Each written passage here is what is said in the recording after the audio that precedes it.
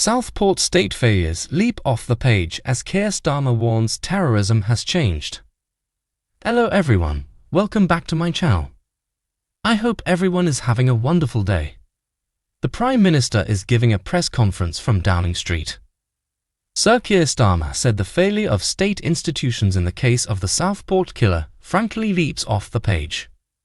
A public inquiry has been announced after Axel Rudakubana, 18, yesterday pleaded guilty to murdering 3 girls at a Taylor Swift-themed dance class in July.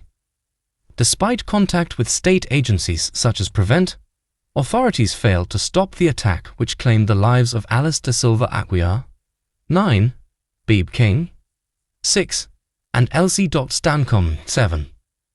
Speaking at a Downing Street press conference this morning, the Prime Minister said, "As part of the inquiry launched by the Home Secretary yesterday, I will not let any institution of the state deflect from their failure. Failure which in this case, frankly, leaps off the page. For example, the perpetrator was referred to the Prevent program on 3 separate occasions. In 2019 once and in 2021 twice. Yet, on each of these occasions, a judgment was made that he did not meet the threshold for intervention. A judgment that was clearly wrong and which failed those families. And I acknowledge that here today." Sir Keir added that the killings must be a line in the sand for Britain. He said, "No words come anywhere close to expressing the brutality and horror in this case. Every parent in Britain will have had the same thought. It could have been anywhere, it could have been our children, but it was Southport. It was Beeb, 6 years old. Elsie, 7. Alice, 9. The Prime Minister said the murders showed terrorism has changed, with acts of extreme violence carried out by loners, misfits, young men in their bedrooms. He added that he will change the law if necessary to tackle the new and dangerous threat. Tory leader Kemi Badenoch welcomed the inquiry but added, "But contrast his press conference in Note 10 this morning with the government's silence in the days following the horrific attacks. There remain serious questions about the transparency of government information at the time of the unrest that followed these horrific killings. The Prevent program, central to this case, is now under intense scrutiny. Designed to intervene before individuals commit acts of terrorism, Prevent has faced criticism in the past for being both overly intrusive and not effective enough. The Rudakubana case has reignited this debate, with many questioning whether the program is fit for purpose." Starmer's remarks made it clear that systemic reform is not just necessary but urgent.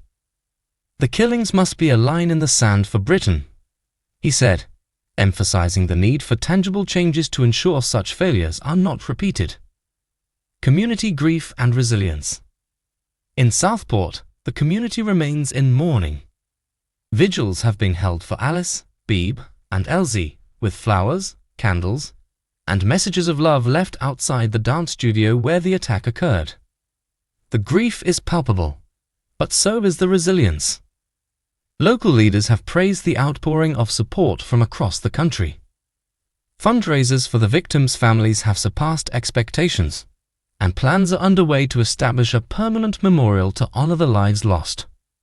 One Southport resident, Sarah Turner, said, "We're heartbroken, but we're standing together. We owe it to Alice, Beeb, and Elsie to make sure something like this never happens again." What's next? The public inquiry announced by the Home Secretary will examine the failures of state institutions in detail. This will include scrutinizing the Prevent program, the police response, and any intelligence failures that allowed Rudakubana to carry out his attack. Recommendations for systemic reforms are expected, but many are calling for immediate action rather than waiting for the inquiry's findings.